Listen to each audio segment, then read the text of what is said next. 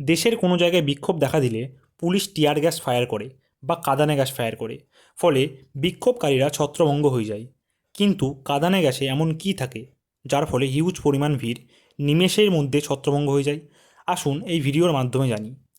Tear gas মূলত বিভিন্ন ধরনের রাসায়নিক পদার্থ দ্বারা গঠিত হয়, যাদের একত্রে সিএস গ্যাস বলা হয়, যেমন অর্থোক্লোরোবেনজিলিডেন ম্যালোনোনাইট্রাইল।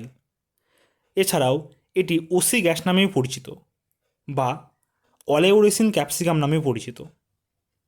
এগুলি মূলত চিলি পেপার থেকে সংগ্রহ করা হয়। এটি আমাদের চোখ, নাক, মুখ, শ্বাসনালী সহ বিভিন্ন অর্গানের মিউকাস লেয়ারকে ইরিটেট করে, ফলে হাঁচি, কাশি সহ চোখ দিয়ে অটোমেটিক্যালি জল ঝরতে থাকে। তাই নিমেষের মধ্যে হিউজ পরিমাণ ভিড় ছত্রভঙ্গ হয়ে যায়। এরকম ইনফরমেটিভ ভিডিওর জন্য চ্যানেলটি সাবস্ক্রাইব করে দিও।